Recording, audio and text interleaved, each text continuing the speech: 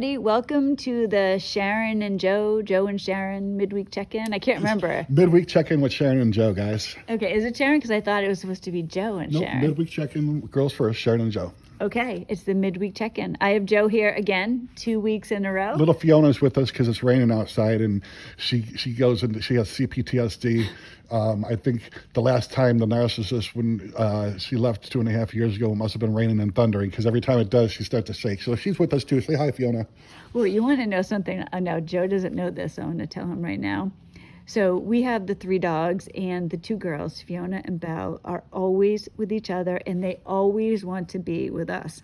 So we're in the garage, and I went in, and so Joe has Fiona here. He's cuddling with Fiona, and I went inside for him, and Belle's by the door, so she's like waiting. Oh my gosh, that's so cute. It's cute, but it's sad. But I was like, oh, I can't have the other one because Belle, she likes to run into the street, which, is not my favorite thing. Not a very smart thing to do if you're a dog. No, it's a very stupid thing to do, and that is affecting her coming outside right now. Speaking of animals, what was a question that you wanted to ask me? Something about an animal. Yes, I have a question about a lion. So I'm going to ask you this question, Joe. So if you think about a lion, why is the lion the king of the jungle? Why is he like the animal that everybody else fears? Because the lion isn't the biggest, isn't the strongest, isn't the fastest. But somehow, if it meets up with an elephant, right? The elephant is afraid and wants to run away. The lion thinks lunge. Why is that? I was going to say swag, but I don't know if that's a good term. I to be serious, I think it probably has a lot to do with the evolution of their species. They're an apex predator, like an instinct ingrained in them. So it's like somehow part of their makeup or mentality. Yeah, I'm going towards that. I'm thinking mentality. It's the way that the lion thinks, and it is kind of swag too, but it's the way that the lion thinks. It is not afraid. He's a lion, and this is what he's going to do. When it comes to, and I'm kind of like mentioning that just because it kind of makes me think of us, right? What is our mentality as we recover from narcissistic abuse? Because our mentality, the way that we think, it's going to make the difference between us healing and us, living this nonstop codependent life. And I'll throw another quote at you. I'm not sure who this is from, but lions don't lose sleep over the opinions of sheep. And for a long time in that relationship, I thought that she was the lion and I was the sheep. And, narcissists marry you. What I saw was myself. It just took me a long time to connect the dots. Well, I think something that I learned, and if somebody had told me this when I was like right in the middle of the entanglement, I would have thought to myself, well, my case is different. But I'm telling you, and you can confirm this for me, Joe, all right? When you're in an entanglement with a narcissist, the codependent, the person who isn't the narcissist, always thinks that the narcissist is so strong and powerful.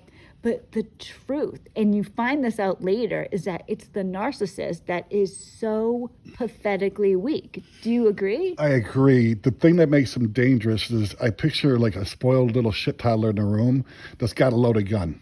And unfortunately, and this is part of their built-in karma, I believe, as well. Their motto is like ready, fire, aim. Like they shoot first, they aim later, and I always wind up shooting themselves in the foot. Yeah. The problem is that a lot of times there's innocent people in that room that took a bullet. Oh, they'll too. take you down with them for sure. And you're talking about like the having hope that things were going to be different, and that brings us up to one of the things we're going to talk about tonight, which is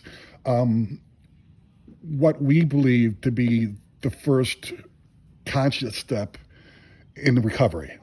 And leave a comment there too, you guys. You can pause it right now. What do you think like the first like tangible conscious step is in the recovery from NPD abuse? Because Joe mentioned this to me earlier, and I agree with you what it is. I don't know that I thought that before though. I want to just give you guys a little sneak peek. Joe and I are planning on doing some changes with the channel coming up. And one of the things we want to do, especially now, like Joe's divorced, I'm almost, God willing, hopefully divorced. We want to put this stuff behind us, but we want to help other people. And going through a divorce from a narcissist, going through the recovery is so painful. We really want to do some special videos about how to do that, Well, like a series. I don't want to scare anybody too, because it can be painful. It could be, but I think we got 40 years of combined experience. It's overwhelming. Yeah, it will be nice to have a guide that's been there. Like, you guys might have friends, relatives, but if you're anything like me, like they thought I was nuts because I was putting up with I was the abused, battered wife that kept letting him back in. That was kind of like, so they really didn't get it. But getting info and insight from people that have walked through it, that understand how you think and operate, is invaluable. So we're going to be doing that coming up. But when it comes to, healing from or getting over it, the first step is hopelessness. And that sounds odd, but when I say hopelessness, I mean hopelessness with the situation, not yourself. There's a lot of paradigms in narcissistic abuse and codependent. A lot of, this one is you have to be hopeless in order to get hope. And for me, that very first conscious step wasn't actually a physical step, but it was admitting in my heart that this quote unquote relationship, we call it entanglement with the narcissist, was hopeless. It took 20 years of trying to touch a flame from a different angle and not get burned. You want to talk about a narcissist being delusional? Like, I had to smash that delusion that things would be different if I did or didn't do a certain thing, or I was constantly always waiting to find peace of serenity if they acted the way I wanted them to. So for me, the hopelessness in that relationship, and in a way, how I had PMS. I was physically, mentally, and spiritually bankrupt. In a way, I was hopeless too, and my life definitely wasn't the way that I wanted it to be. So that was the first real milestone, was that little baby step. Yeah, I agree 100%. You need to have hopelessness with your situation, but at the same time, hope that you separately can do something, that you can change your life. It doesn't have to be this way. Well, the next step would be to believe that there was something out there bigger than me, the concept of the universe, or the source of all life and love, a God of my understanding, that I was definitely beyond human aid.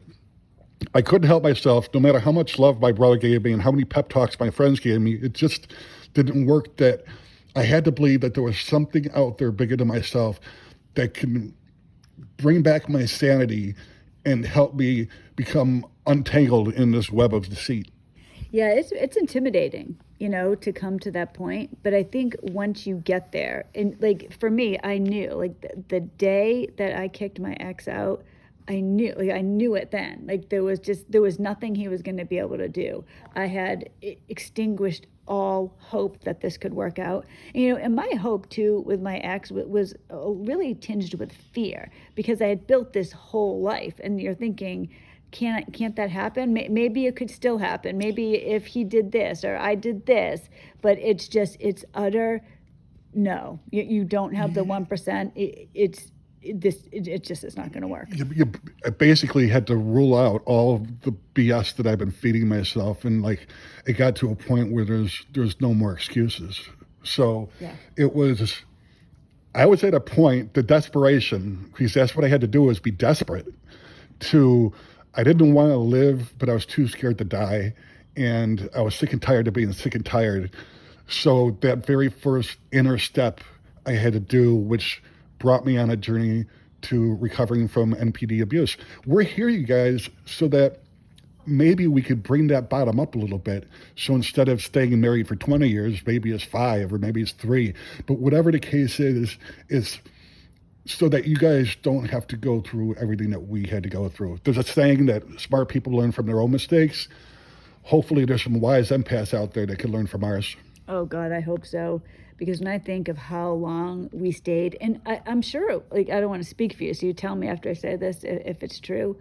There were many, many times. Now, it's not like I was with my ex and we had these like like long stretches of happiness, but I felt trapped, so I was in a situation I wasn't happy being in anyways.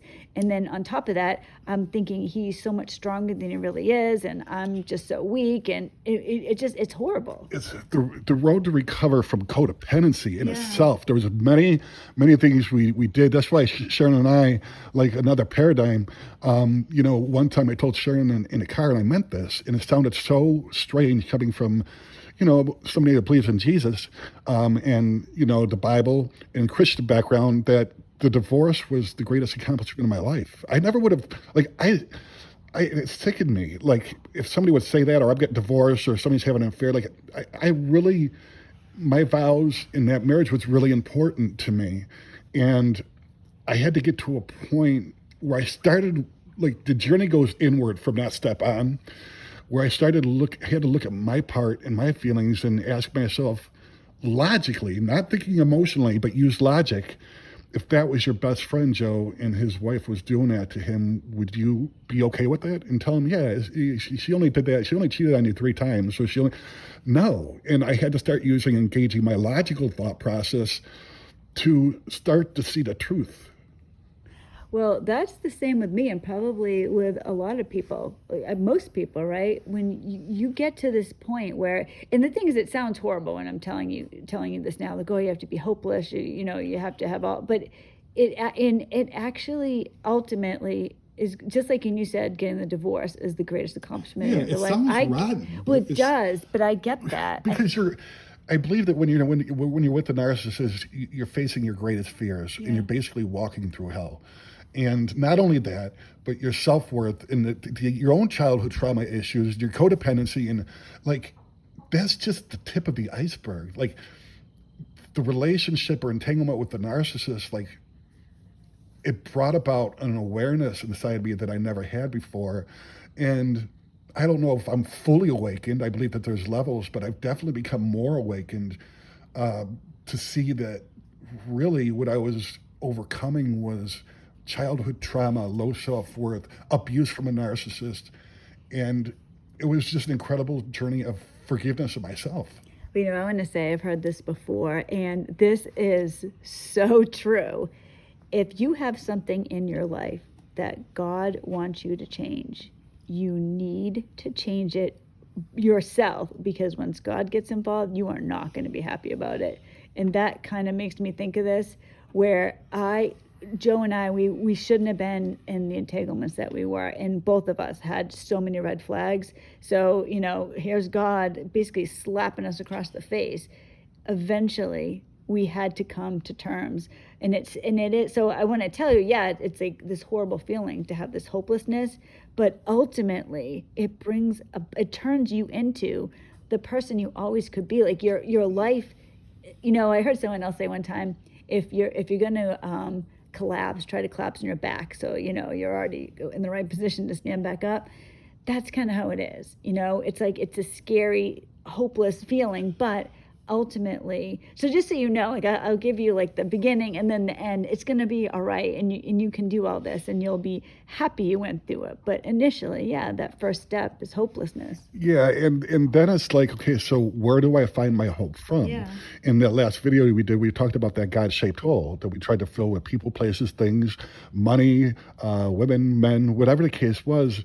But we were never whole, and the hope is going to come from cultivating a relationship with your creator, understanding that you have a purpose, an awareness that, holy crap, Joe, I don't always know what's best for me.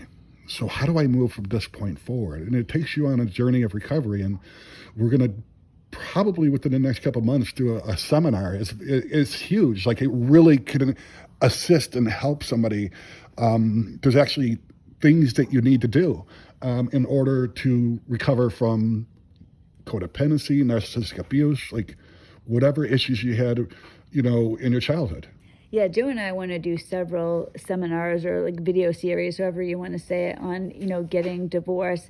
So getting divorced from a narcissist, your recovery from codependency, and how should I say this? So I get what from trauma, from trauma in general. There's many things, but We definitely have many decades of experience in it, and we want to help other people out. We want to try to raise the bottom for people so that they don't have to stay entangled as long as we can. We want to share our struggles. Like today, like I'm divorced, yes, but the same day I got my divorce, a couple of weeks ago, I lost my job. I got laid off. And what it's like for a guy in his late 40s to go out into the workforce and try to find another job while he's trying to feed a family and bills and my self-worth. For me, the whole journey has been about loving yourself. And it was impossible to do without loving God, and then in turn seeing how much God loved me to save me from that. Yeah, for me, one of the greatest things that happened throughout all of this is my relationship with God. That is, I always get nervous saying this. I want to say it's solid, but I know these things can change if I'm not on it. God's very quiet. But guys, there's such a difference in your life when you're living your life where you have an awareness, where you know your own value. And when you have a relationship with your creator, it makes every single relationship that you have that much better. It's incredible. That's the thing that will fill the God-shaped hole. Yes, exactly. And man, just so much to share with you guys. So we've started already to create some videos and seminars and a series to help you guys out. There is no bad example. We'll show you what to do, and we'll share with you what not to do, and you can take it from us. We haven't always done everything right. So yeah, we already went through it, right? It's already done. So don't be miserable like we were. You know what I mean? You don't have to be. And guys, I want to tell you this too, since it's a little midweek check-in, a little chit-chat here. Joe has such a good personality, like when it comes to humor. And we're making these T-shirts for. Oh yeah! Oh my God, you guys! We're making these T-shirts. So T-shirts, coffee mugs, and magnets and stickers and stuff like that. But they are so funny. I was sitting next to Joe the other day. I was like, I'm gonna pee my pants. It was so funny. So I can't wait to show you guys. Yeah, we're gonna show you as we continue to design and stuff like that. We'll show you on the videos, the shirts as they come out and stuff like that. But it's so great. Now Joe's a fashion designer. No, I'm a good bullshitter. So when it comes to words and stuff like that, I could put some stuff together and make you laugh. Oh, guys, it's hilarious. I can't wait. Like, I want to tell you, like, there's probably, 6, 7 of them. Oh, they're so funny. They're awesome. Cool looking, too. Yeah. There's something that you would want to wear, which is kind of cool, Yeah, we're having somebody design one of them, Joe's ideas. Yeah, just to check it out. So hopefully that will be coming soon. But humor is so good when it comes to recovery. Oh, I mean, out of us all, let us laugh. Just... You can't ever forget that we cried, but I'm not living my life now to be miserable. Like, that was part of my struggle in recovery, was like, if this is what it's going to be like every day, like, once my kids are out of the house and they're situated, man, I'm just going to be a hermit somewhere, but I knew that there was no way I would want to live life if I didn't know a new freedom and a new happiness. See, Joe and I are very similar in many ways. We are a little bit different when it comes to the kids and stuff. My kids and I, particularly my daughter and I, we get it. I want to try to explain to you, finding humor in the situation is mind altering. It makes for the soul. It is. Like, we always laugh. Like, you guys might know the story about my ex. Well, the last night we were together. He's a lot bigger. I'm kind of small. He's a lot bigger. He accused me of literally lifting him and throwing him into a wall. So it is the funniest thing. So I'll always say that. I'll say that to Joe sometimes too. You better not mess up, because I will throw you into this wall. Just something stupid but funny. And we find humor in it. It wasn't funny that night, but God, when you can move forward and you get to this place, life can really be good, you guys. Yeah, and another thing I wanted to touch on too, Sharon, before we leave, and maybe we could save this for another video, is that inward step of knowing that your relationship with the narcissist is hopeless. How the difference between our kids are with that. How do kids and I'm not one to say this is how you teach your kids anything. I'm just sharing with you guys, but there's a difference a little bit on my children and Sharon's. There are, but biological, difference in how they recover from it. Yes, I think that would be a really good video. So, what do you guys think? Yeah, because Joe and I were raising the kids together, but he's right. There's like differences. There's differences in the way that Joe's kids react to his ex compared to my kids and my ex, and how that makes them act on a regular basis, or have the hope that they may or may not have. Yeah, and everybody's different. Definitely. The one thing that I found is people from the outside that know nothing about narcissism or anything, they find some of the things that we say sometimes very controversial. Like I told Sharon one time, I meant this from my heart. Like the greatest accomplishment that I ever did was getting divorced from a narcissist, Yeah. and coming out of my mouth, you would never hear in the past. Somebody might listen to that and not understand. I overcame my own childhood trauma. I overcame codependency. I overcame self-worth.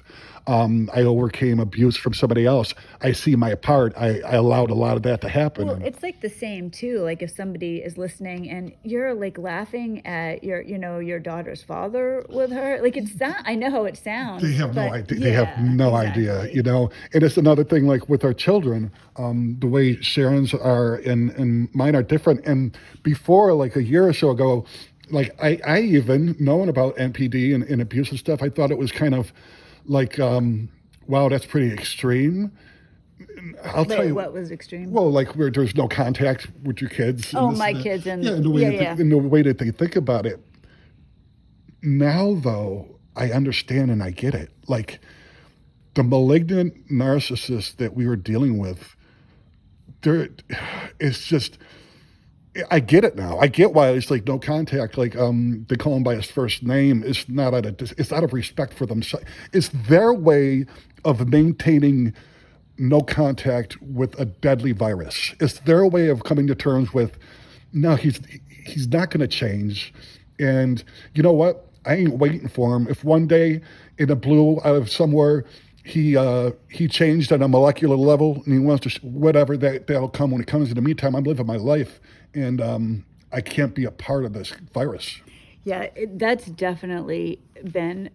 I don't know. It's worked out really It's well. actually very healthy. Yeah. Like it's good. We teach forgiveness, but forgetting is another different story. And the more you understand narcissism and just what it is, especially the higher end spectrums like ours, like it's about self-respect. They took our empathy. What happened was I would forgive, and they took that empathy. They saw it as weakness, and I forgave somebody, but then came back to them and allowed it to happen over and over and over again. Instead of, I forgive, but you could never, I will not ever allow you to treat me this way again, and I will never lower myself to that level to meet you. Like you're either going to rise up, or I'm on my way. It's self-worth and self-respect. I love, you're the one that said that to me one time, like how you feel that way, and it struck me. You're right. Like, and you would give me some examples about things that you wouldn't do because you're not going to lower yourself to another level. Like you're at whatever level. You're welcome to come up. Yeah, I got my hand exactly. out Yeah. there to help you up if you truly want help. And if not, I could forgive and move on with my life. And with my kids, especially my youngest, I was going to say he's got a big heart, but so do your children. I had to remind him several times when his mother made promises of things we didn't do. I would tell him, like, keep your expectations down, bud. If it happens, great. And if it doesn't, then the bottom's not going to drop underneath you. And he learned, and he still is a couple of times, like, yeah, she was supposed to do this. She never did. And immediately you say, but Dad, you gave me the heads up on that, so thank you. It's not talking down about his mother. It's just... Well, there's an acceptance of the reality. Exactly. And it took me many years to research narcissism, to get my PhD, I call it, to accept the fact that there's quote unquote people out there like that have little to no empathy, that I was living a lie for all these years. Oh, it's crazy. This is a grown adult, let alone a little 15, 16, 17-year-old boy or girl trying to grasp that. But they have a way of keeping it very simple, especially with your kids. It's like, nah, he is what he is. Like, it's not good to be crossing paths with a tornado, because tornadoes do what tornadoes do. Exactly. So what do you guys think? Do you want to hear more about the way that our kids react to, their other parent and what we've learned through that? Because like Joe's right, there is a difference, not a huge difference, but there is a difference, and it definitely, my kids it's been an advantage to them. Yeah. And I know for somebody that doesn't know, it sounds horrible, but really, essentially, this person, and I had to come to terms with this. I know you did too, Joe. Our exes aren't who we thought they were. Like they don't exist. It's almost like you were, I don't know, like you had like a phantom marriage. You know what I mean? You know how screwed up I am as an empath. I can't even imagine like being a narcissist. How screwed up that's got to be. I used to get jealous at times because I always thought like ignorance is bliss. Yeah. And like to go around and it just cause destruction and wreck lives and leave a devastation, and they're constantly running away from the last thing that they did.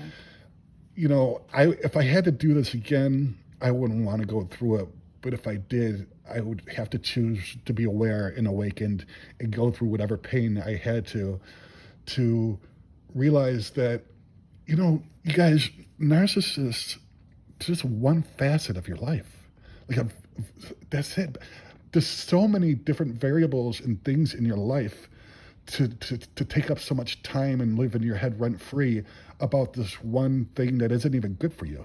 Yeah, I agree with you. So what do you guys think? Let us know if you're interested in some of the things we were speaking about. Also, if there's anything you want us to talk about, and because Joe's like he's gone through periods with the channel where he's on a lot, then not, but he is on here. Religiously religiously every week, and we're doing the midweek. Yeah, you guys. So let me know what you guys think that your first big step in recovery was. If it was the same thing like admitting that your relationship with the narcissist was hopeless. Let me know what you guys thinking about the seminar. We want to do a couple, one on divorcing a narcissist, and have about 3 or 4 or 5 videos, or how many it takes. And the same thing with recovering from NPD abuse, like a in-depth, step-by-step process that you could take. It definitely will help. Let me know what you guys think about that, or if there's any other videos that you want us to do, just leave it in the comment section. And look out for those t-shirts, because I am telling you, they are hilarious. I literally was like, oh my gosh, I'm going to pee my pants. So Joe is really, really funny when it comes to that. It's like a talent. Joe, fashion designer. I'm a bullshit artist, so that'll work.